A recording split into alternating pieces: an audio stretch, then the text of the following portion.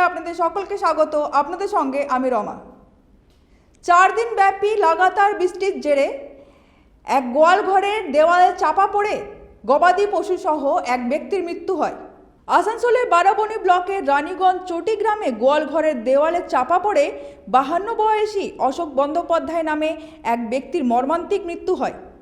সোমবার সকাল নাগাদ বৃষ্টির মধ্যে গোয়াল ঘরের দেওয়াল ভেঙে পড়ে। গরুদের বাঁচাতে গিয়ে তিনি দেওয়ালের তলায় চাপা পড়েন। আমাদের যে গোয়াল দুটো পাশাপাশি আছে, গোয়াল পাশাপাশি আছে, হঠাৎ ওই দেওয়ালটা একটু পটপট শব্দ হতো। ওইখানে প্রায় 20-25টা গরু ছিল, আর সামনের দিকেও 6-7টা গরু ছিল। হঠাৎ ও বলছে যে কাকা দেওয়ালটা পড়ে যেতে পারে মনে হয়। কে বললো সেটা? কে বললো? অশোক। যে স্যার, হ্যাঁ, বলছে তাড়াতাড়ি গরুগুলো খুলে দিই, পড়ে যেতে পারে এরকম বলতে পারে। গরু খুলতে আমিও তখন ভিতরে যে গরুগুলো ছিল আমিও ভিতরে গরু খুলতে রেখেছি, আর ও ওখানে ঢুকেছে। মানে 2 সেকেন্ড আর সময় পাওয়া যায় না।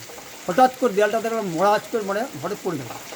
আমরা তাড়াতাড়ি দৌড়ে আসি, দৌড়ে এসে সবাই এটাকে, তখন আমরা যে ও ভিতর আছে আমি সেটাও করতে পারিনি আর কি। তাড়াতাড়ি আমরা গরুগুলোকে বার করছি, প্রচণ্ড গরু এদিকে আছে, এদিকে টেনে টেনে বার করছি। ওকে ট্রেস করতে পারছি যে ও ভিতরে আছে না বাইরে আছে। সেই সময় খুঁজাখুঁজি করার পরে হঠাৎ দেখছি ওখান থেকে ও ভিতরে একদম দাবা হয়ে গেছে।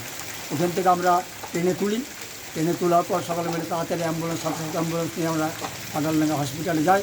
ফাটালডাঙ্গা হসপিটালে ওখানে গিয়ে করে বলি নিয়ে তখন থেকে আমরা ওখানে কেলেচড়া হসপিটালে কী বললো দেখে?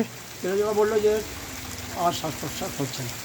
ঘটনাস্থলে একটি গরু মারা যায় এবং আরেকটি গরু গুরুতর জখম হয়। অশোকবাবুকে দ্রুত হাসপাতালে নিয়ে গেলে চিকিৎসকেরা তাকে মৃত বলে ঘোষণা করে।